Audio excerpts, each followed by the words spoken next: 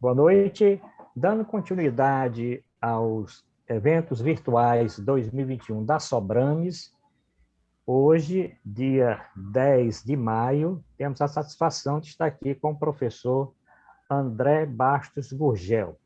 O professor André Bastos Gurgel é advogado, ele é professor universitário, também professor de idiomas, tanto clássicos como modernos. Ele tem MBA nas áreas de finanças, de direito, de educação, e está concluindo o doutorado dele na Universidade de Buenos Aires. O doutor André vai estar conosco aqui por mais duas oportunidades, além do dia de hoje. Nós temos mais duas palestras com o doutor Gurgel, que até o final da nossa reunião nós vamos informar as datas e os temas. Doutor André, palavra toda com o senhor. Obrigado, doutor Arruda. Boa noite a todos. Um prazer estar aqui com vocês mais uma vez. Algumas pessoas aqui eu conheço já bem. Doutora Ana Margarida, um prazer. Doutor Sebastião. Doutor Isaac também, já conheço de outra palestra. Doutor Marcelo Gurgel também. Marcelo Gurgel. Gente, um prazer estar aqui. Eu vim falar um pouco sobre um tema que acho que vai interessar bastante a vocês. Uma literatura completamente nova aqui no Brasil. Eu acho que eu planejei falar por uns 50 minutos, mas se eu me exceder um pouco, me desculpem, porque é um tema realmente, assim, é uma temática, assim, realmente fantástica. Então, vou começar aqui a apresentação, só um instante. Então, nossa temática de hoje é a literatura em anglo-saxão. Aqui embaixo eu coloquei que é uma literatura esquecida. André, nós não estamos vendo a tela. Não vem? Não. Vou explicar de novo aqui, apresentar a tela. Veja aí o que é que aconteceu. Pronto, agora sim. Ah, certo. Então, agora sim. O título da nossa palestra, nossa conferência, é Literatura em Anglo-Saxão. Também eu coloquei um pequeno subtítulo de Literatura Esquecida. Vocês vão entender aqui nessa conferência por que essa literatura é esquecida e também por que eu acho que merece que ela seja estudada, que ela seja reavaliada e que tenhamos um interesse maior pelo anglo-saxão aqui no Brasil. O doutor Arruda já me apresentou, todos já me conhecem, mas aqui só uma apresentação de prática que eu faço nas apresentações. Aqui eu sou professor na Faculdade Rodolfo Teófilo, também dou alguns cursos no Instituto de Cultura Italiana de Fortaleza, ensino no MBA do Instituto Meta de Ensino e Pesquisa, o IMEP, e atuo também como professor de idiomas clássicos e modernos. Agora vamos começar a palestra em si. Eu vou dar um exemplo aqui para vocês, que pode parecer até um pouco lúdico, mas vai exemplificar bem o que eu quero dizer. Olhem só. Estão com fome? André, você pode ampliar o slide para ficar melhor? André, você pode colocar em apresentação do slide lá em cima, clicar ali e botar em tela cheia. Aí... Ótimo, agora sim. Ia perder aqui Então... Só um minutinho. A nossa voz, ela está bem mais alta, André, do que a que nós... Pelo menos eu estou ouvindo a sua voz mais baixa do que a nossa, tá? Então, deixa eu ver aqui se é no Zoom, porque o meu volume está no máximo. Eu acho que é porque ele fala baixo. Ou então porque está longe do microfone, às vezes. Tá chegando ótimo. Eu acho que eu só falar mais perto aqui do microfone, tá melhor? Agora está perfeito, perfeito. Eu acho que o microfone estava longe mesmo, Vou comprar um headphone aqui. Mas então...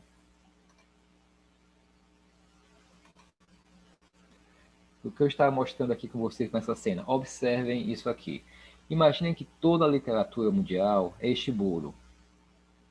Se toda a literatura mundial é esse bolo, nós só temos acesso a talvez aquela cerejinha de nada, ou então uma fatia.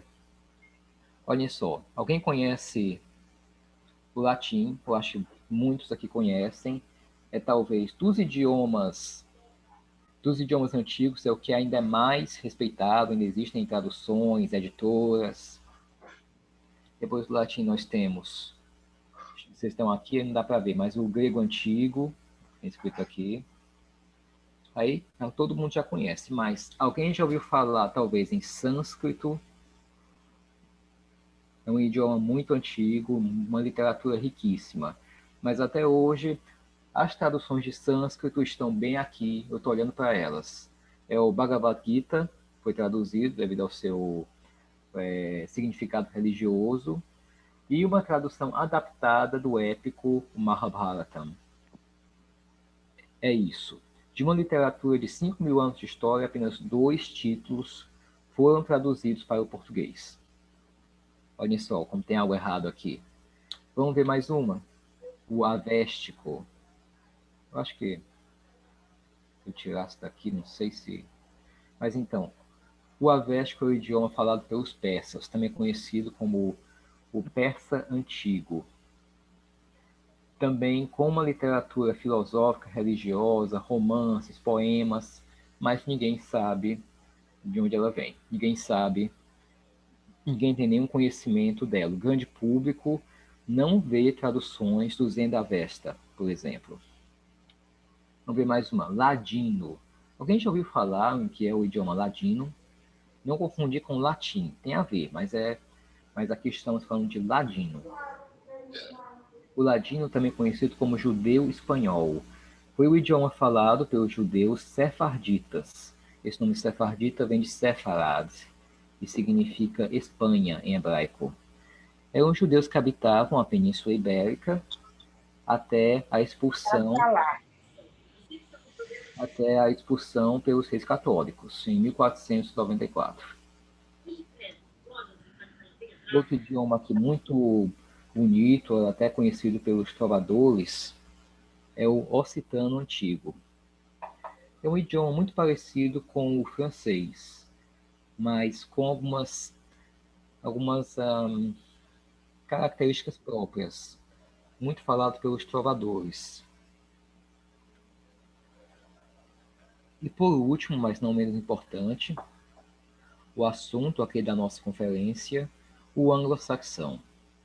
Então, estão vendo como a boa literatura nem sempre é respeitada, é difundida.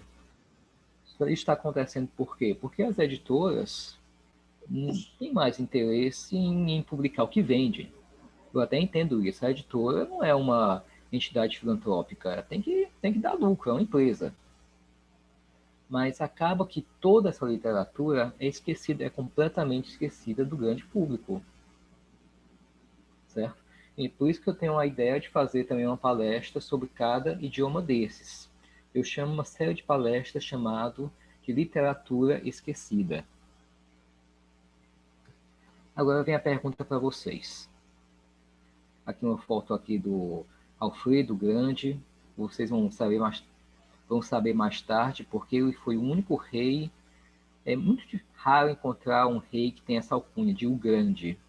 Alexandre o Grande, Alfredo Grande. Vocês vão entender mais tarde o porquê.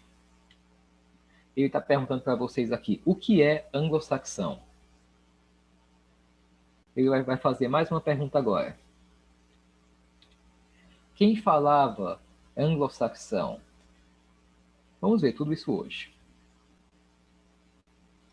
Para entender o contexto histórico do anglo-saxão, a gente tem que voltar um pouquinho antes, na época da queda do Império Romano.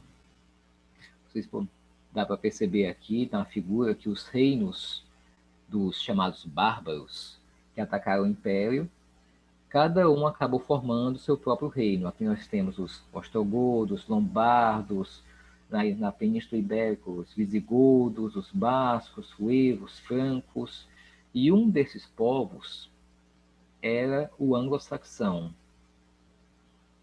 Eles, na verdade, habitavam essa região aqui, observem, aqui no norte da Europa. Então, eles invadiram a atual Inglaterra. Lá eles encontraram outro povo, um povo nativo. Teve muita guerra, mas teve também aliança entre eles. E aí acabou surgindo o povo anglo-saxão, que falaria esse idioma. Foi uma junção entre os Angli, que era uma tribo da Península, uma tribo da Bretanha, com os invasores saxões. O próprio nome saxão deriva de uma espada que eles tinham, Siax. Daí o nome. Agora, como é que esse povo escrevia? Antes da cristianização, toda a tradição dos anglo-saxões era passada de pai para filho.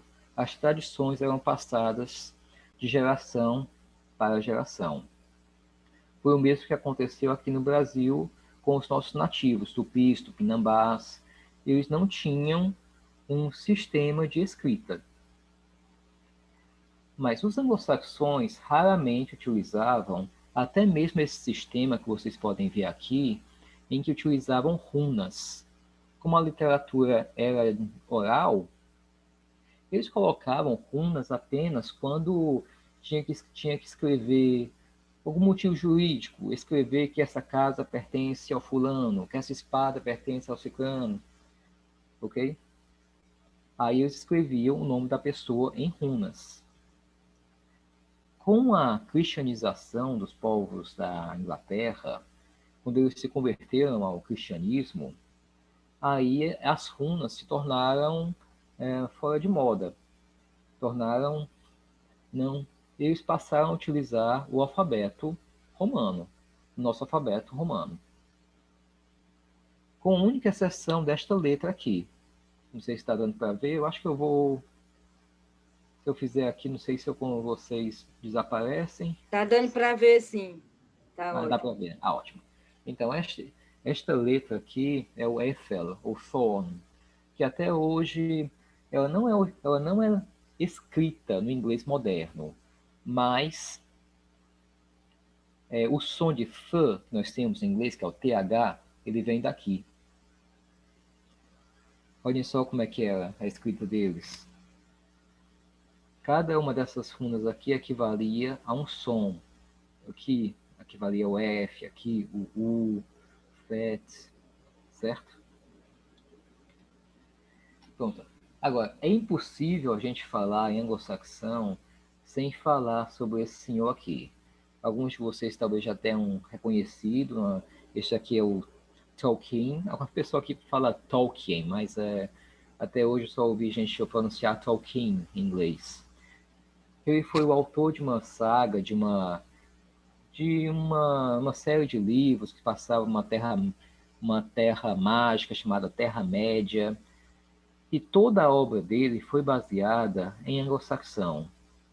E também em outros idiomas, outras culturas da antiguidade, Grécia, Roma. Eu particularmente não sou um grande fã dele, mas ele teve um papel muito relevante ao difundir o anglo-saxão. Nos contos, nas aventuras que se passam nessa terra, ele é praticamente o criador do gênero fantasia, como nós conhecemos. Há nomes de pessoas, há tradições. Eu vou falando muito aqui, à medida que eu passar os slides, de tradições que ele copiou dos anglo-saxões e colocou na obra dele.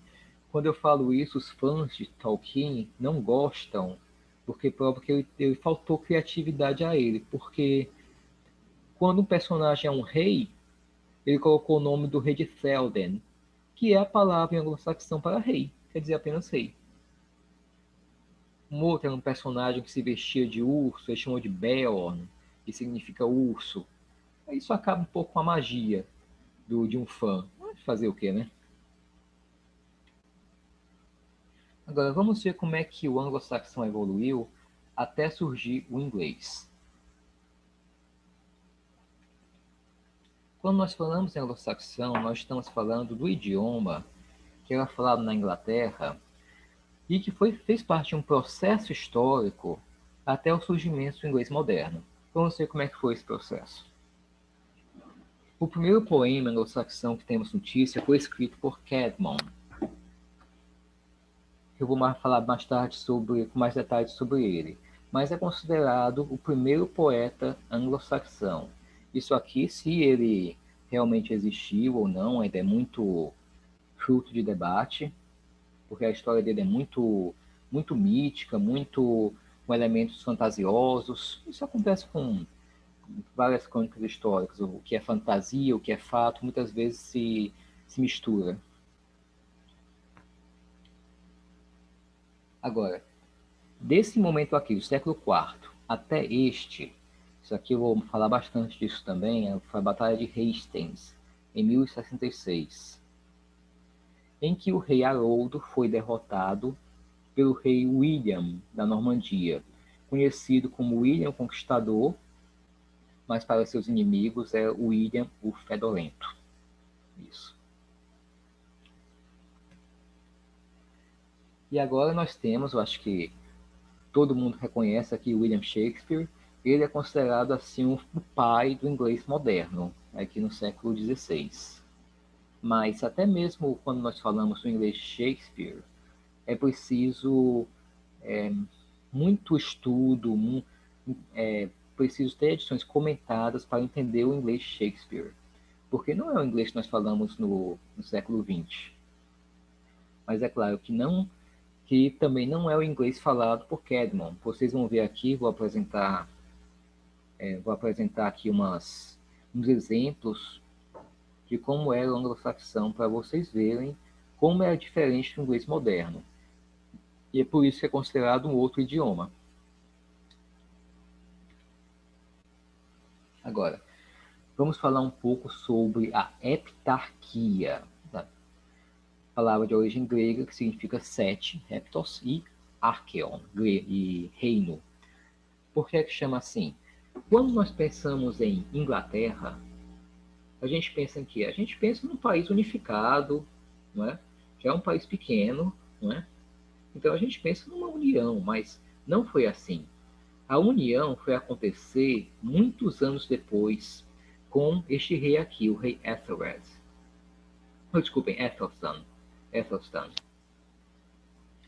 O país que nós conhecemos hoje como Inglaterra estava dividido assim: Northumbria aqui ao norte, Mercia ao sul, East Anglia aqui ao oeste, Essex, Kent, Sussex e Wessex.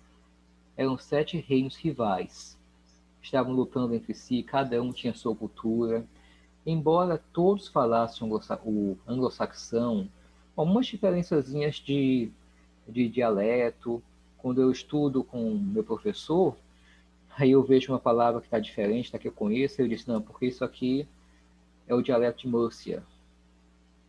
Aí nós não temos uma forma padrão de anglo-saxão.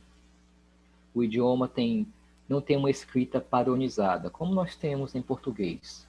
Padronizar um idioma é coisa moderna.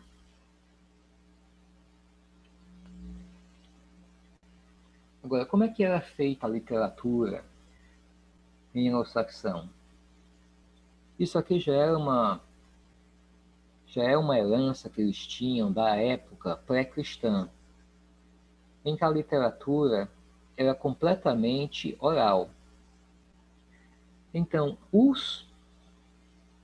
eles não escreviam livros, mas haviam esses bardos conhecidos como Schope, que memorizavam milhares de versos. Eles andavam de vila para vila e recitavam seus poemas em troca de algum dinheiro. Isso aqui é uma representação de um Schope na idade medieval, certo? Isso aqui tirado de uma igreja. Isso aqui é considerado um Schope moderno, que é Benjamin Bagby.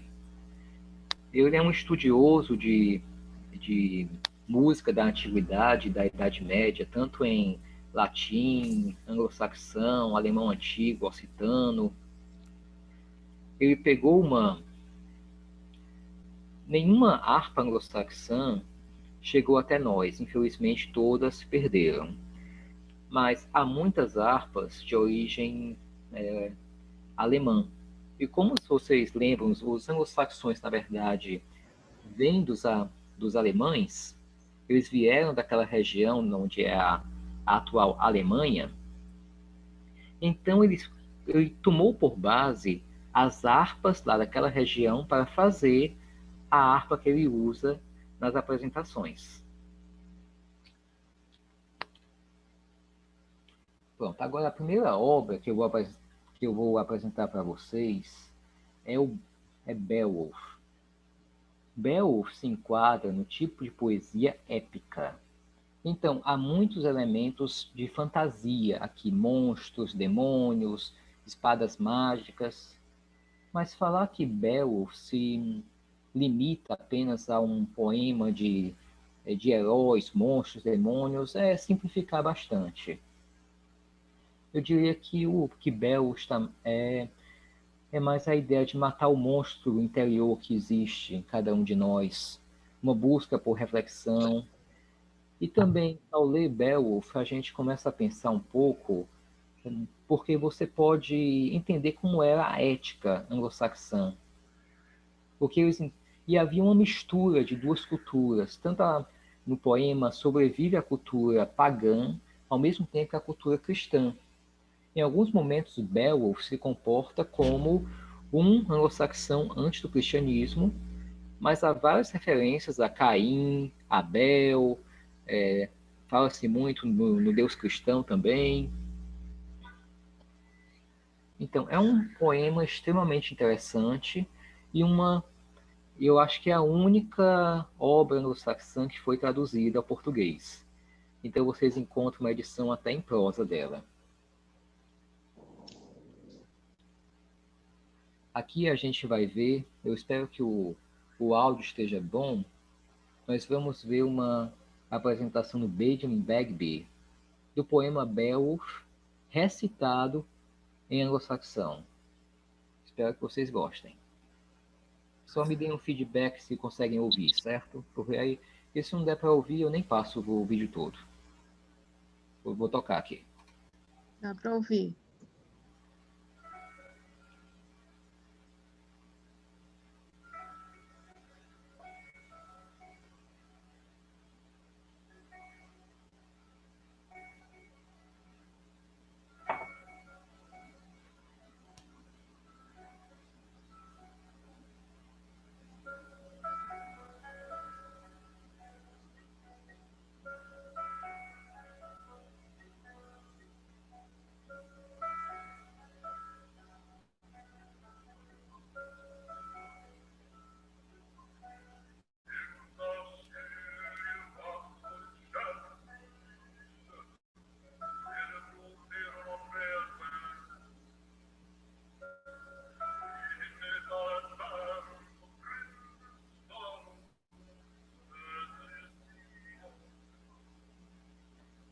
Pronto, esse aqui é o comecinho do poema, quando ele fala do funeral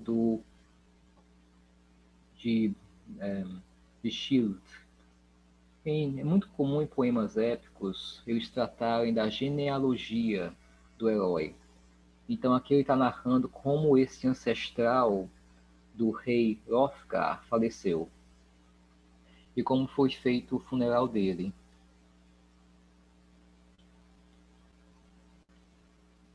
Pronto. Agora nós vamos chegar àquele poeta que eu já até mencionei para vocês, o poeta Caedmon. É considerado o primeiro poeta inglês. Mas a história dele é tão carregada de lendas que ninguém sabe ao certo se existiu mesmo esse poeta chamado Caedmon. A história dele é mais ou menos assim. De acordo com a crônica anglo-saxã, ele foi um homem extremamente mundano, que pensava só em beber, comer e se divertir. Ele era um empregado em uma abadia. De repente, um anjo chegou até ele. O texto não especifica que era um anjo, só fala que apareceu esse ser em um sonho que pediu: Caedmon, cante aí algo para mim. Caedmon diz: não, mas eu não sei cantar. O anjo, ou ser, sei lá, insiste, ocorre esse milagre. Isso é muito comum na literatura anglo-saxã, porque é uma literatura, eu acho que 98% cristã. Então, Kedma compõe este hino aqui, no Shurian, Helian, Reavan Liches, Methodes Maikti and His Morida. Aqui ele faz um louvor a Deus. Agora devemos louvar o guardião, a potência do arquiteto, seu propósito, a obra do Pai, glória. Bom, agora, mais um escritor célebre, esse aqui a gente já tem uma certeza maior que ele realmente existiu, é o monge Ælfric. Ele é conhecido por suas homilias, mas o que eu considero mais interessante em Ælfric são as suas cartas. As cartas que eu escrevia para outros irmãos na Inglaterra. E também uma gramática que eu vou apresentar mais tarde para vocês. Mas aqui, vamos ver aqui. Isso aqui é o colóquio de Ælfric. Na época de Ælfric, havia muitos monges que não tinham praticamente se convertido ao cristianismo, mas eles não sabiam latim. Então, Ælfric idealizou um livro-texto em que havia um diálogo entre um professor e os seus discípulos, em latim, mas com o que a gente chama de glossa interlinear. E como vocês podem ver aqui, nós temos o texto em latim, nos pueri logamus te magister udociat, e aqui nós temos o texto anglo-saxão, Vetilda bida fe ela lareo satutetius precan. Certo? O texto é bem interessante, ele começa de uma forma bem simples, só o professor perguntando o que é que os alunos fazem. Aí um fala, eu sou pescador, eu sou caçador. Mas no final acaba sendo uma investigação mais filosófica sobre quem tem a profissão mais importante. É considerado um dos textos medievais, das gramáticas, livros textos medievais mais famosos no que temos notícia, e também um dos mais antigos. Agora vem a parte mais divertida de Ælfric, são as suas cartas. Eu acho bem divertida essa aqui, porque ela mostra um choque de gerações. Se vocês acham que choque de geração é uma coisa recente, essa gente que reclama da juventude, existem textos egípcios que falam desse choque de gerações. Então, a mesma coisa aconteceu aqui com Ælfric e na Inglaterra do século V.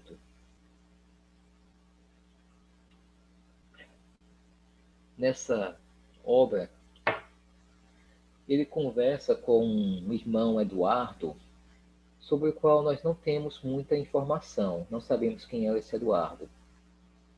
Mas ele está reclamando, olha só, eu te digo, irmão Eduardo, que vocês erram em abandonar suas tradições inglesas, seus ancestrais, e adotar tradições de pagãos, que não lhes deram vida. Isso aqui ele está reclamando porque foi na época em que o pai de Alfredo praticamente cedeu boa parte da Inglaterra ao domínio dos vikings, a chamada Danelaw. Então, essa geração de anglo-saxões estava penteando cabelo igual aos vikings, entre outras coisas, adotando costumes nórdicos, costumes vikings.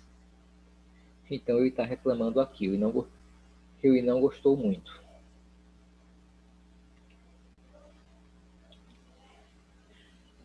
Agora eu vou apresentar para vocês qual é o texto histórico mais importante da Inglaterra medieval, a Crônica Anglo-Saxã. Essas crônicas medievais, elas são têm uma ambição muito forte, muito frequente de tentar escrever a história do mundo desde épocas muito remotas até a época atual dele, a atual do autor. É o caso de Flávio José, por exemplo, que escreveu uma história que começa na criação do mundo, de acordo com os judeus foi há 5.000 anos atrás, até a tomada de Massada e o governo romano, a rebelião de Massada. Então, vamos ver aqui alguns trechos da Crônica Anglo-Saxã. Esse aqui, olhem só, o AD1. O que significa esse AD? AD significa Anno Domini, em latim, o ano do Senhor. Então, o que aconteceu no ano do Senhor 1? Otávio reinou durante 56 invernos, 56 anos, e neste ano Cristo foi reconhecido. Cristo nasceu. Agora, outra interessante, Tunga-Witiam. Isso aqui é uma palavra. Tunga, em anglo-saxão, quer dizer estrela. Witiam significa sábio. Os sábios das estrelas devem ser os astrólogos, né, os magos lá que visitaram Jesus. Então, esse aqui, no mesmo ano, vai tratar da visita dos magos a Jesus e a matança dos inocentes. Bethlehem of Slay whereon for Christus Ernest from Herod. Falando do rei Herodes e da matança dos inocentes. E esse último aqui que eu selecionei, no ano 3, depois de Cristo, fala que Herodes se suicidou. É contrário à tradição popular que diz que ele morreu do próprio engasgado, do próprio vômito. Eu nem sei se isso é possível. Mas a crônica também tem outros episódios muito interessantes, como o saque de Lindisfarne. Foi o primeiro ataque viking à Inglaterra.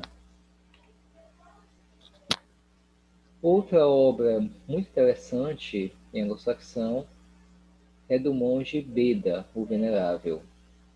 É a principal fonte sobre as invasões romanas e também sobre os povos que habitavam a Inglaterra antes da invasão anglo-saxã. Eles falam os Pictoi, que eram mais frequentes na Escócia, os Angli, os Jutos e, por último, que vieram os anglo-saxões. Agora vamos analisar um texto que eu traduzi. Vocês podem, se quiserem adquirir o livro, foi publicado pela Faculdade Católica de Fortaleza, em que eu traduzi um trecho da Crônica Anglo-Saxã que trata da vida e morte do rei normando William Conquistador. Eu selecionei aqui uns trechos para vocês. Então, William Conquistador foi aquele que derrotou o rei Harold na Batalha de Hastings. Aqui vocês observam a tapeçaria em Bayern, que mostra várias cenas da batalha. É considerado como o fim da era anglo-saxã e o começo do reino dos normandos. Os normandos eram um povo mesclado, um povo mestiço de sangue francês e sangue viking. Originariamente foram vikings que invadiram aquela região da França e acabaram fazendo um acordo com o rei e se tornaram senhores daquela região. Então, é bem interessante as passagens que tratam da vida do rei, porque não existe assim uma história muito imparcial. Fala o que ele fez de bom e o que ele fez de ruim. Toda história deveria ser assim, não tomar partido e não manipular a história. Como sempre, tem algumas passagens que mostram a filosofia cristã. Olhem só como fala aqui: ai, como é vazia e efêmera a riqueza da terra. E conclui falando: ele que foi um rei poderoso e senhor de muitas terras, agora não possui mais que 7 palmos de terra. Rio que se cobria de ouro e gemas, agora já é coberto de mofo. Além disso, há várias passagens interessantes na morte de William. Fala como ele mandou prender o irmão Odo, era um dos homens mais poderosos da Inglaterra na época. Fala como ele dividiu o reino entre os 3 filhos. Bem interessante. Agora, esse aqui é um dos poemas mais bonitos da Inglaterra anglo-saxã. Ele trata de várias figuras mitológicas, como o ferreiro dos deuses Welland, Mathilde, também a filha do rei que escravizou Welland, mas também trata de personagens históricos, como o rei Theodoric, rei dos visigodos. Ele vai dando cada exemplo da história de cada um desses personagens, e ao fim ele conclui com a seguinte frase: Tras overelde, vice sua mãe. Isso uma tradução mais aproximada seria: isso passou, que o deste também passará. Está subentendido: o sofrimento desse homem passou, então deste também passará. Por que ele refere a ele mesmo? Porque ao final ele conclui que ele tinha sido exilado. Um outro bardo tomou o local dele. Então ele começa a citar exemplos. Ele cita Welland, Mathilde, Theodoric, e ao fim ele conclui: se o sofrimento desses passou, o deste também passará. É um poema muito bonito.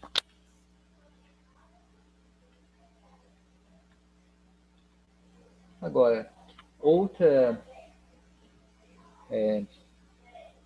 aspecto da literatura anglo-saxã, do qual não podemos deixar de falar, é sobre os evangelhos. Como a gente está falando de uma literatura de um povo que se cristianizou logo no século V, como eu disse para vocês, 98% da literatura é de uma tendência cristã. Então, as primeiras traduções da Bíblia foram em anglo-saxão. Se não me engano, a primeira foi em armênio, mas logo depois teve também anglo-saxão. Essa aqui é a passagem do Novo Testamento que fala: José, filho de Davi, não tenha medo em tomar Maria como sua esposa, pois o que está em seu ventre é o do Espírito Santo. A prosa anglo-saxã tende a ser muito mais fácil de ler do que a poesia. A poesia usa termos que são mais complicados. Agora, vamos ver como é que é o anglo-saxão no cinema e na TV. De uns anos para cá tem surgido um interesse maior pelo anglo-saxão, mas ainda é muito pouco.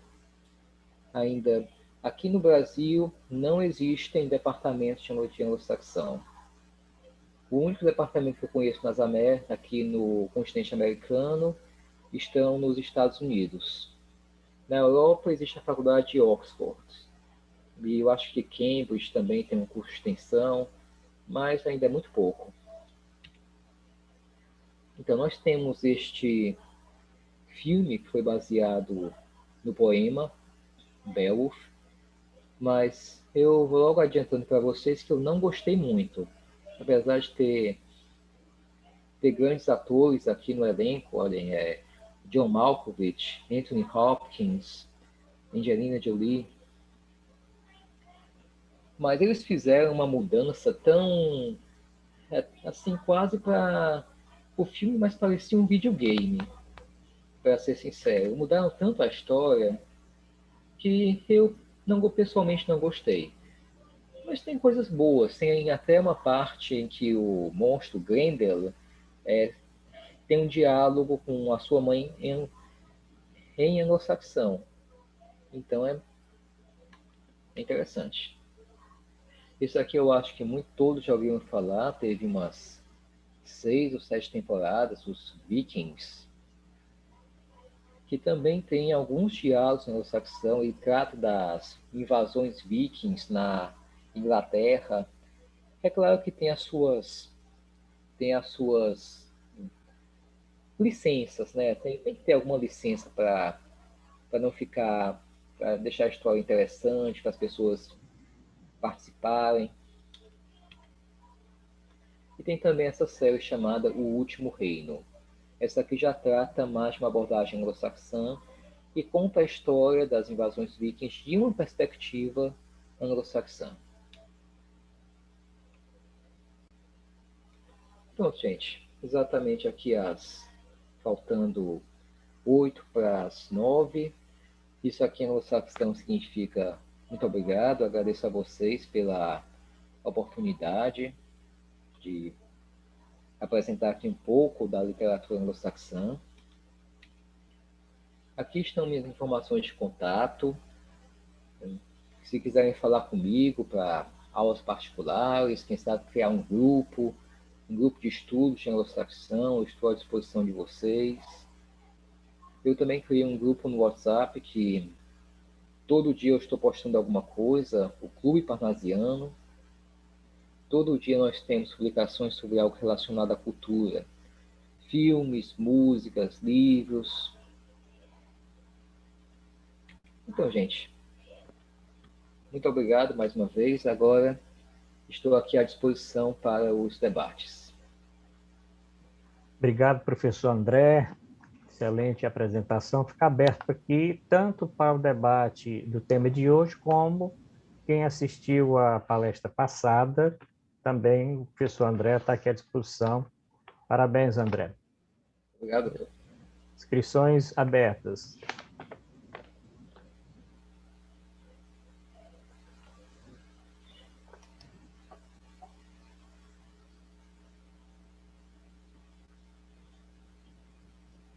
Posso fazer uma pergunta aí? Pode sim, Ortegal.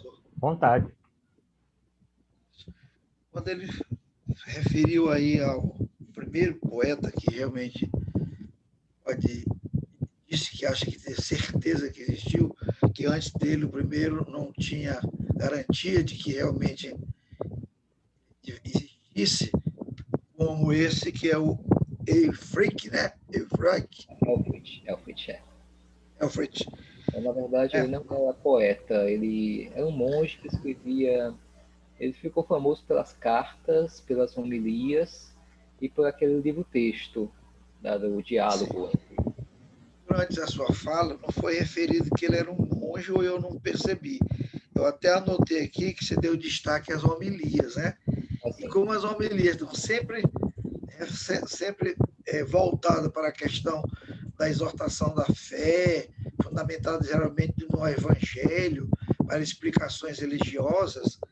Aí a minha pergunta era realmente se ele era religioso, se já tinha aquela questão da formação do padre, ou se era só um ou outro. Você falou que era um monge, agora era isso.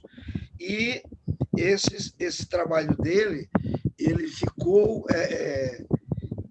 com aqueles poetas que ficavam dizendo só porque memorizavam e que ganhavam algum dinheiro, ou teve registro na época, como é que ficou para a posteridade, para a gente conhecer esses trabalhos dele, se chegou a ter ciência do que eles faziam, o que eles escreveram.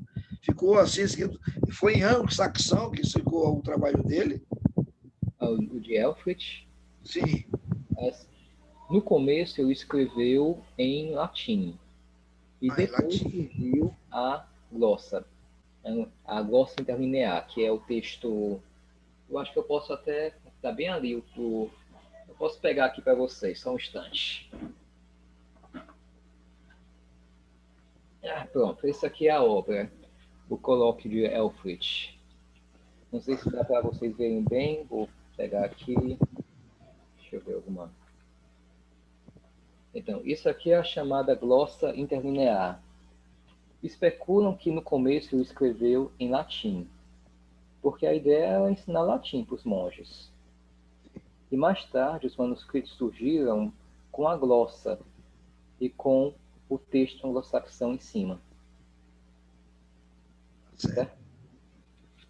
Então, com relação a ele, era isso. O que foi dado mais importância foram as homilias, ou ele tinha trabalhos, outros como poemas, que não fossem voltados para a religiosidade, para a explicação da fé ou do evangelho, ou tentar fazer uma educação religiosa, ou fazer uma pregação, mas não era exclusividade só mesmo da questão da homilia.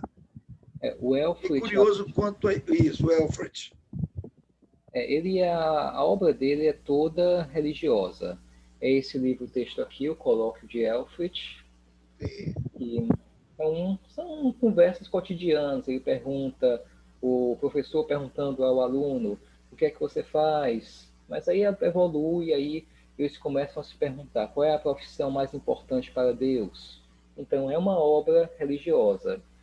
Aí, além disso, nós temos as homilias, que são obras religiosas, da própria palavra, e também as cartas que ele escreveu, mas é que, em geral, são cartas de denúncia. Ele denuncia o fato dos anglo-saxões não estarem valorizando a cultura de seus ancestrais e adotando costumes vikings, costumes pagãos.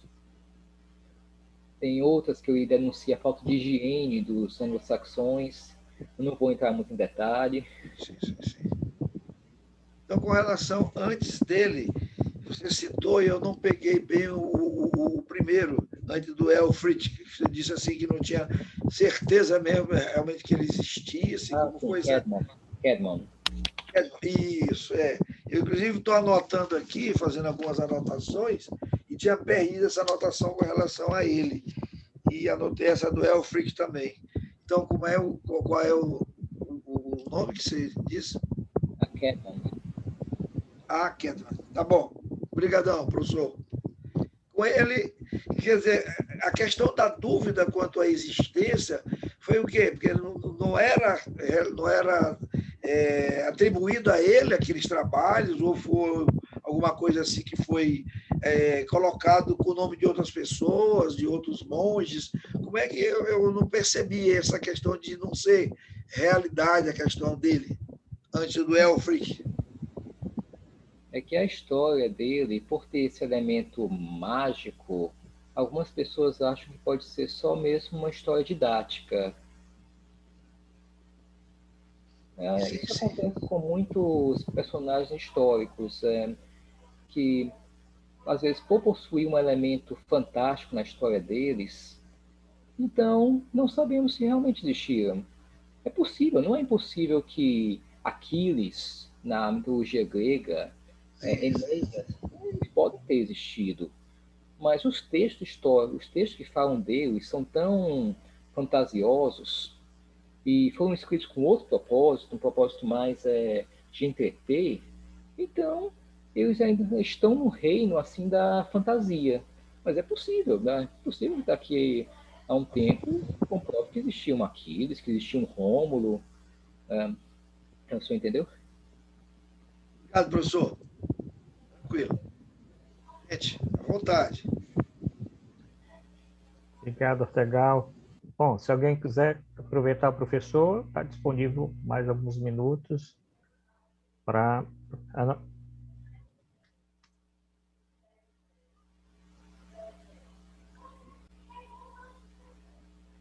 Professor André, as próximas palestras acontecem dia 14 de junho e 12 de julho, não é isso? Assim. Qual é a próxima? História de Roma, é isso? Isso, sim. Vamos tratar do historiador Eutrópio. Arruda. Pois não, Sebastião. Eu queria mais cumprimentar aí o André Bastos, o Gel, por essa brilhante palestra, um estudioso, né, das línguas, como ele bem fala, esquecidas. E eu sou muito admirador, porque jovem não só conhece profundamente essas línguas, como fala e como escreve. Olha, a minha pergunta é bem simples, assim. quer dizer que o anglo-saxão é uma língua indo-europeia, né? Sim. De uma maneira assim, bem simples, assim, para um estudante, assim, para um ginasiano. É uma língua indo-europeia. Tem um ramo germânico e o outro que você falou é persa? Na verdade, o indo-europeu, se a gente for dividir em 4 grandes grupos, seria o latim, o grego antigo, o sânscrito e o persa. Que, na verdade, doutor, nem sequer sabemos se realmente não existem sequer textos em indo-europeu. Você sabia? Não existe o quê? Não existem textos em indo-europeu, porque é um idioma assim que eles tentam reconstituir com base nos idiomas que foram originados dele. Seria o mesmo que eu Certo. pegasse assim o português, o espanhol, o italiano e o francês, e através desses 4 idiomas eu tentasse reconstituir o latim. Então eles tentam fazer isso para chegar ao indo-europeu, que realmente é possível que tenha existido um idioma único, tanto para toda aquela região de Índia, Europa, tudo. Certo. Entendi. Isso seria o indo-europeu. Mas se o senhor procurar textos em indo-europeu legítimos, o senhor não vai achar. Só existem 2 Entendi. que foram reconstituídos, e foi por um filólogo chamado Schlar, que escreveu 2 fábulas em indo-europeu. Mas textos mesmos da época, se foi falado o indo-europeu, isso foi na Idade do Bronze, 20 mil anos atrás. André, se estuda anglo-saxão em escolas inglesas, em faculdades, curso de línguas? Só na faculdade de Oxford. E eu acho que em Cambridge também tem um curso de extensão. Alguns departamentos nos Estados Unidos, mas se a gente comparar com idiomas como o latim e o grego, é muito pouco difundido. André, uma curiosidade minha. Eu não sei se já está velha essa notícia que eu li, mas eu li algo como assim, que o Shakespeare não estava mais sendo valorizado nas escolas inglesas e que houve uma coisa lá. Então, eu quero que você me fale a verdade sobre isso, se você puder falar para a gente agora, e como é que está essa valorização? É verdade isso que eu li? É mentira? Como é que está isso lá? Muito boa a sua pergunta. Bom, sabe, até porque eu escrevi um texto aqui para a Sobrames, não sei se é o que vai ser publicado este ano, ou se já foi um texto que eu escrevi na época em inglês chamado Nada de Shakespeare, por favor, somos ingleses. Porque o governo britânico realmente estava pensando em não colocar mais Shakespeare nos currículos escolares. Mas isso foi, se eu não me engano, em 2012. Houve um protesto dos professores, dos estudiosos, e aí, felizmente, o governo voltou atrás. Mas realmente aconteceu dos ingleses não quererem mais Shakespeare. E olhem que o Shakespeare que eles estudam... Fiquei assustada quando eu li isso. Fiquei assustada, sabe? Eu disse, meu Deus do céu, nós estamos de cabeça para baixo, né? Pois é assim mesmo. É que as pessoas consideram que é uma literatura antiga, que não tem nada para ensinar. E é verdade. Vocês podem ver todas as emoções humanas, os vícios, as virtudes. Vocês encontram no Otelo, vocês encontram em Macbeth, vocês encontram em Hamlet. Mas é isso. As pessoas, às vezes, consideram que se algo tem 5 anos, já é velho, já é fora de moda, já não é... Então imagine Shakespeare, escrito no século XVI. Como é que ficava? André, mais uma pergunta de ginasiano. O que você fizesse assim, uma comparação? Assim, a contribuição do anglo-saxão para o inglês atual, comparando com o latim para as línguas românicas. Assim, para o nosso português, é mais ou menos a mesma coisa, quer dizer, o que o anglo-saxão tem contribuído ou contribuiu para o inglês atual, proporcionalmente é o que o latim contribuiu para o nosso idioma o português. É mais ou menos assim ou não? É assim, doutor. O anglo-saxão, na verdade, é o inglês. Só que foi o inglês falado há 1.600 anos atrás. De 400 até a Batalha de Hastings, quando começou o inglês médio. Por isso que o inglês é considerado um idioma anglo-saxão. Ele não é um idioma românico, como o latim, um idioma neolatino.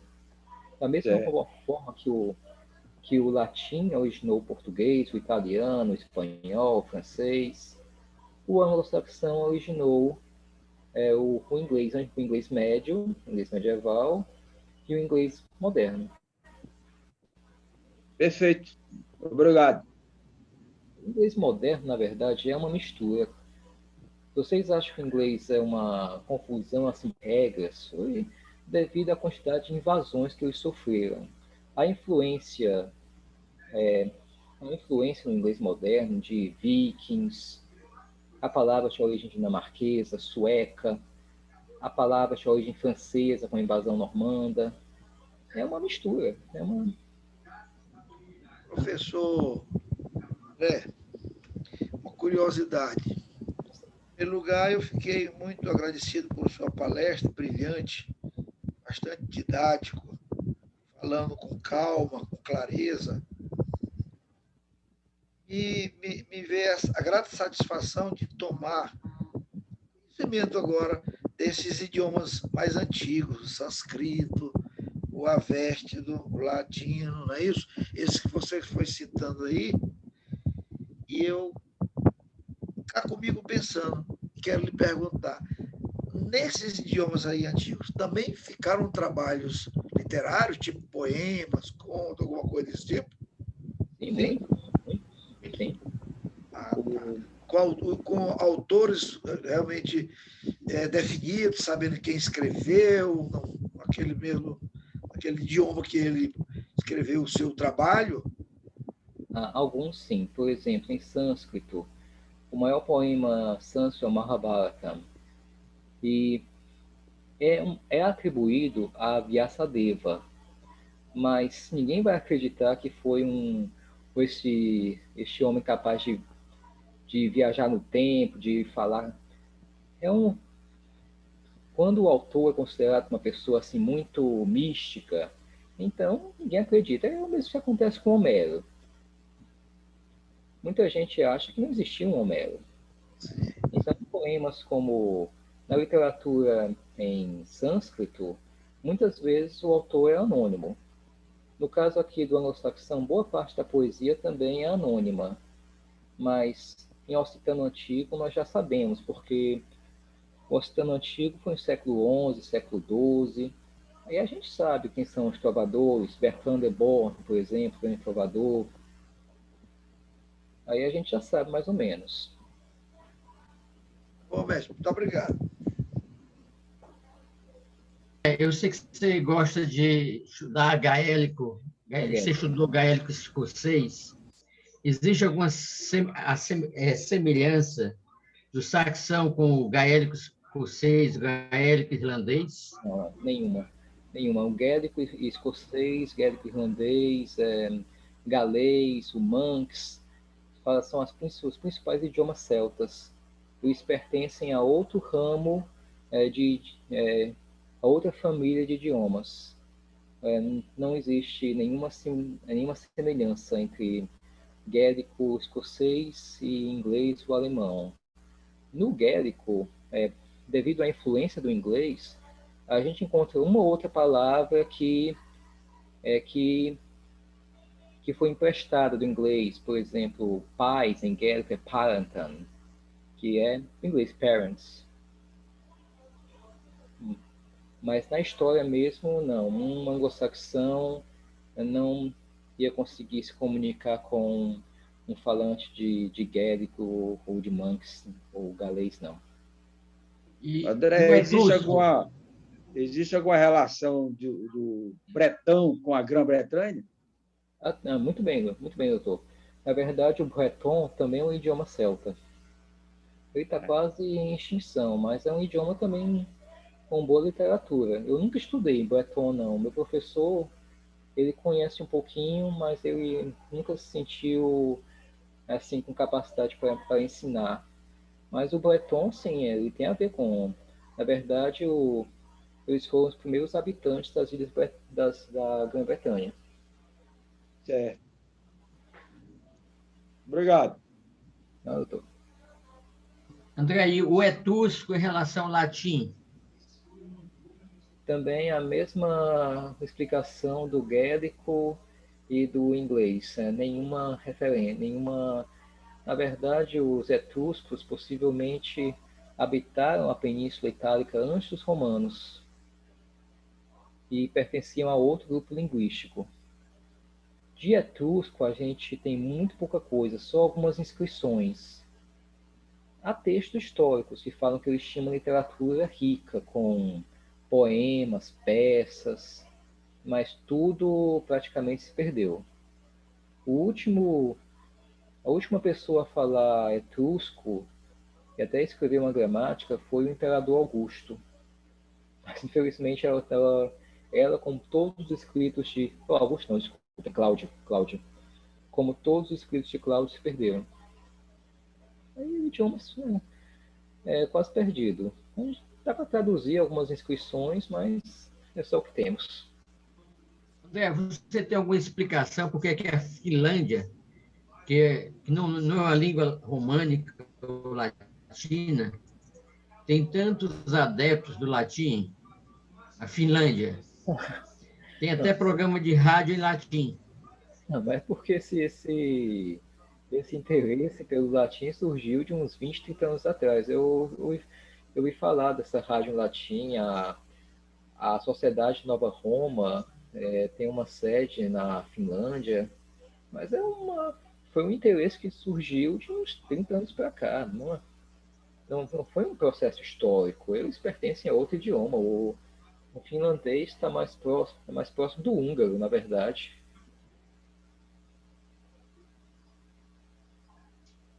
Porque é que os latinistas, até quando advogam, fazem a defesa da língua, do latim, eles anunciam que tem mais pessoas que falam latim do que línguas como o basco, o catalão. Tem mais latinistas no mundo do que falantes de basco e catalão, que são línguas reconhecidas atuais. Isso eu não sei dizer com certeza. Eu nunca vi um censo para dizer quantas pessoas falam realmente latim.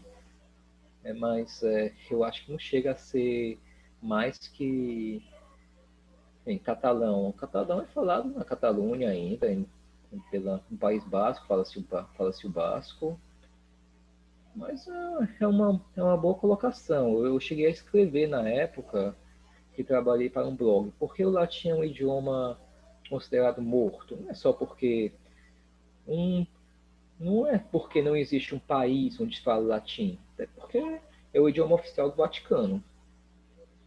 E depois, se a gente falando latim, então o idioma não está morto.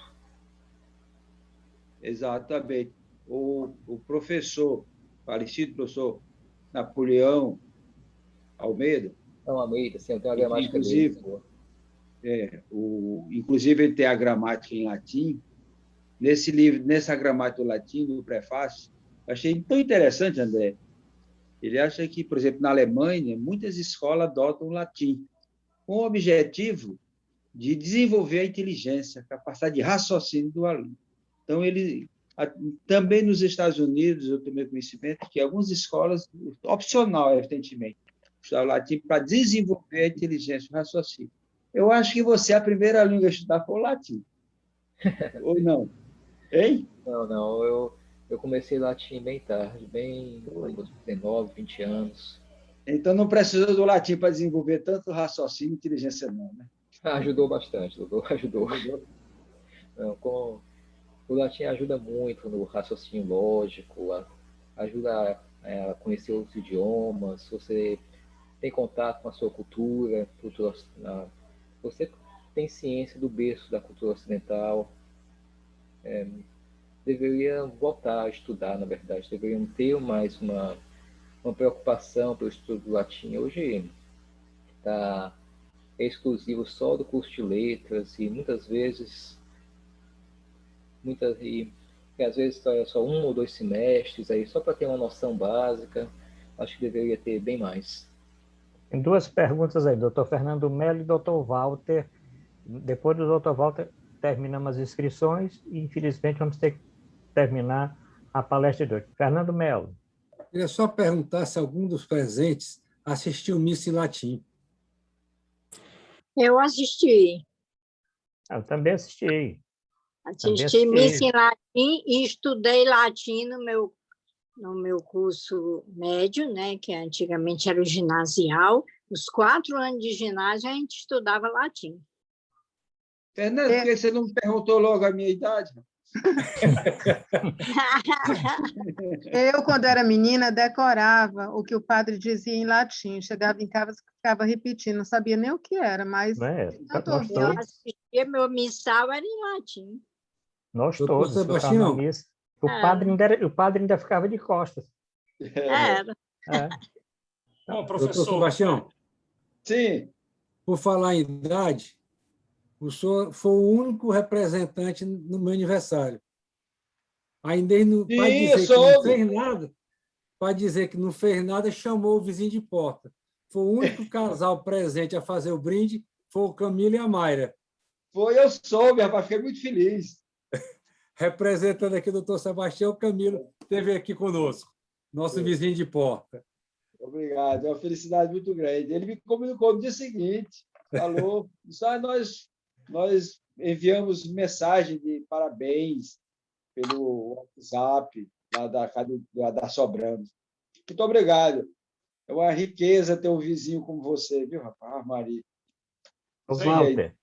Bom, eu queria, então, já que me foi dada a oportunidade de fazer a última pergunta, eu queria indagar ao professor a opinião dele a respeito da tentativa, vamos dizer assim, artificial de se criar uma língua internacional. Nós sabemos que os idiomas, nós podemos chamar de uma entidade viva que nasce para retratar e transmitir a cultura de povos a seus descendentes. Ela se modifica com o passar do tempo e, eventualmente, chega ao êxito letal. Então, eu lhe pergunto qual a sua opinião a respeito do Esperanto, que foi uma tentativa de criação de um idioma internacional para a comunicação de todos os povos, sem um embasamento cultural que lhe desse exatamente esta vida e continuidade até, quem sabe, os dias atuais. Ótima pergunta.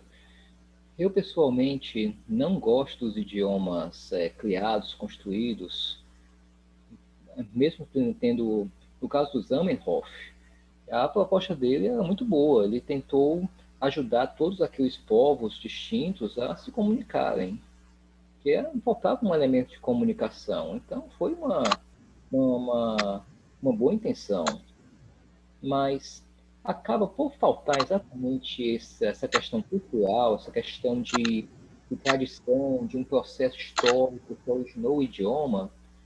É por isso que nenhum idioma construído até hoje teve muito sucesso.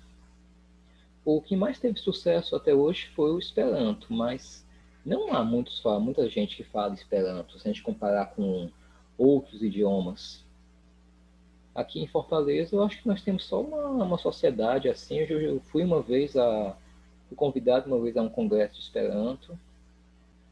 Eu cheguei a estudar um pouco, mas eu vi que é um idioma tão fácil assim, os pronomes são quase os substantivos, né, adjetivos, é tão fácil que eu não me senti desafiado. E o mesmo vale para os outros idiomas. Às vezes ocorre o contrário, o idioma é tão complexo que as pessoas não querem aprender. Foi o caso do Quenya e Sindarin.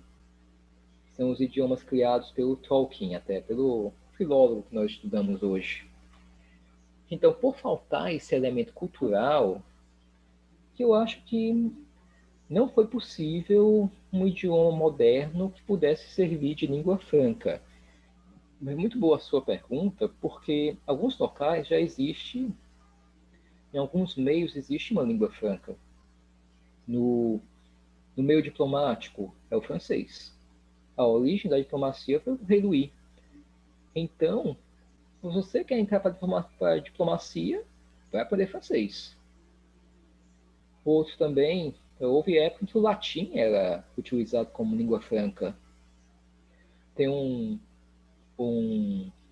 seriado que também que é baseado em um livro chamado Shogun, que trata do primeiro... Isso se baseia até numa história real de um ocidental, um corsário que naufragou perto do Japão, e aí ele tem que sobreviver, aprender o idioma. O idioma com que ele se comunicou lá pela primeira vez foi o latim. Depois surgiram uns portugueses lá, ele começou a se comunicar, mas eu já falei várias vezes isso com amigos, que eu acho que o latim deveria ser o idioma universal, mas aí nós temos um problema. Como é que ficam os orientais, que não tem cujo idioma não tem 1% de latim?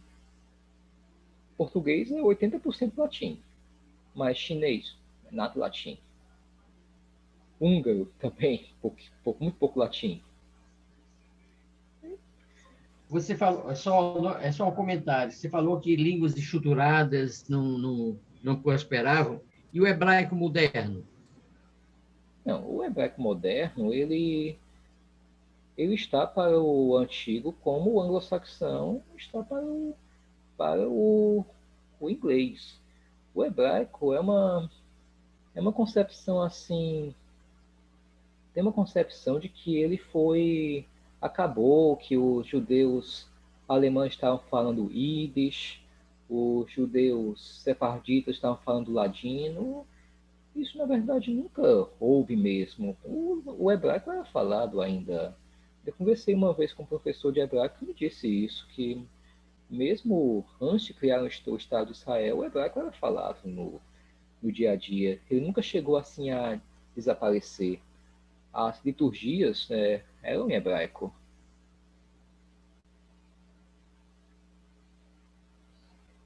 Eu não sei se se não tem mais nenhuma pergunta, agradecer aqui a presença de todos, dizer que foi muito bom contar com a presença até esse momento, já quase 21h30, dizer que esse vídeo vai estar à disposição de todos os confrades e confreiros de todo o Brasil, para que eles possam divulgar, e convidar para a palestra próxima, né, que nós vamos ter na segunda-feira do mês de junho.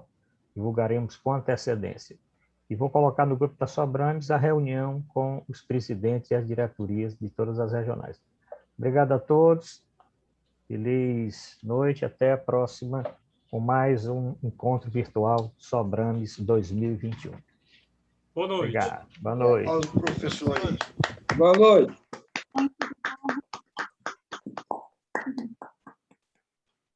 Boa noite. Margarida pode acabar com a transmissão. Vou encerrar. Ok.